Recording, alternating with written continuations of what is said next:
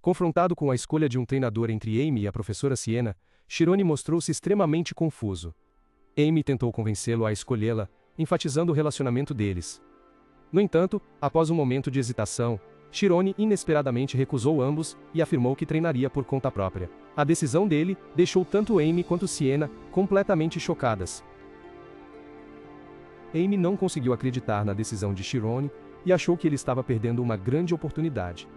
Ela enfatizou que o autoestudo era impossível, já que os outros alunos tinham tutores e estavam sendo hostis a ele.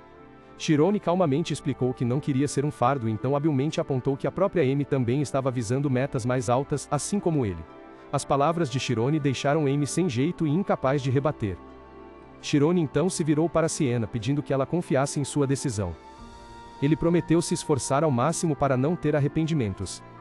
Após um momento de reflexão, Siena sorriu e concordou em respeitar o desejo de seu aluno. Ela disse que iria embora, mas ainda estaria disposta a ajudar se alguém precisasse. Antes de sair, Siena advertiu Amy severamente sobre invadir o dormitório masculino, o que a fez a sentir surpresa. Quando Siena já havia partido, Amy suspirou aliviada e desabou em sua cadeira, por estar muito assustada. No clima constrangedor, Amy apressadamente disse adeus. No entanto, antes de partir, ela virou-se e questionou Chirone sobre o motivo de ele a estar evitando. Ela achou que ele deveria contar a ela sobre o bullying e perguntou se era por causa do orgulho dele ferido. Chirone negou, explicando que não queria criar distância entre os dois.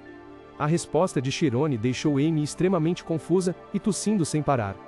Chirone então confessou que Amy era o objetivo de sua aspiração. Amy pareceu desapontada, pensando que ele a via apenas como um alvo a ser superado. Chirone continuou explicando que, desde que se matriculou, ele viu o nome dela no topo do ranking.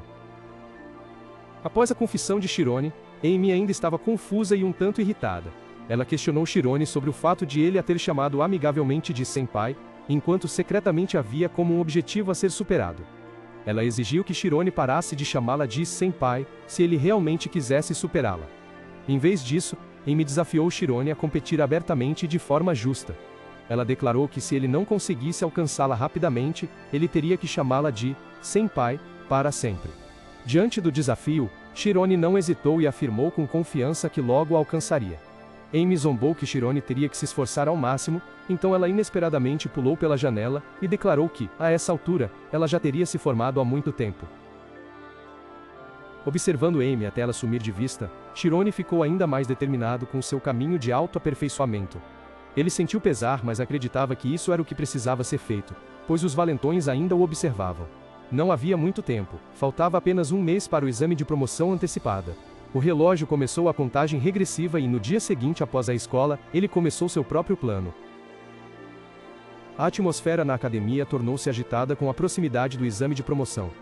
Muitos estudantes conversavam sobre o desafio de aprender a magia de teletransporte em apenas um mês, preocupados em aplicar a magia na prática. Enquanto isso, Chirone pegou uma grande pilha de livros, começando seu árduo caminho de autoestudo. Ele rapidamente percebeu que o problema central não estava na teoria, mas na aplicação. A magia de teletransporte exigia cálculos complexos e instantâneos sobre o terreno, uma exigência quase impossível. Mesmo desanimado às vezes, Chirone se motivava a não desistir. No entanto, sua autoconfiança vacilou ao pensar nos estudantes da classe 7. Eles foram treinados em magia desde jovens, e tinham tutores particulares, uma vantagem enorme para um iniciante como ele. Enquanto se questionava sobre como encurtar a distância para os outros aprendizes, Chirone de repente se lembrou da conversa com o diretor Alpias, e parecia ter encontrado a resposta. Ao mesmo tempo, em outro lugar, Mark estava praticando magia. Um criado o elogiou, surpreso, quando ele executou com sucesso um feitiço de teletransporte de forma perfeita, ao mesmo tempo em que elogiava o talento de Mark, digno do título de filho do conselheiro de habilidades da Associação de Magia. Mark aceitou o elogio com confiança. Após o treino, Mark estava complacente por ter um treinador particular de nível 9, o que o ajudou a progredir imensamente. O criado de Mark o aconselhou a aprender apenas o necessário para o exame de teletransporte. Depois, Mark perguntou sobre a situação de Chirone e expressou ceticismo ao saber que ele estava estudando sozinho. Supondo que fosse uma farsa, Mark ordenou ao criado que continuasse a monitorizá-lo de perto. Contrariando as suposições de Mark, Chirone estava a estudar diligentemente num quarto cheio de livros. Ele se esforçou ao máximo para aprender sobre a omnisciência e memorizar todas as teorias essenciais para o próximo exame. No campo de treino particular, Chirone sentiu que não tinha muito tempo e não estava totalmente confiante em suas habilidades. Ele decidiu que era hora de testar a magia que havia pesquisado. Quando Chirone começou a usar energia, seus olhos brilharam, e ele tentou aplicar a teoria da quantização na região da alma. No momento de alta concentração, Chirone subitamente percebeu que ele mesmo era o maior obstáculo no caminho para a onisciência. Para superar esse limite, ele decidiu erradicar o eu que o impedia, liberando um fluxo imenso de energia mágica. Chirone ficou radiante ao sentir a magia a ser ativada.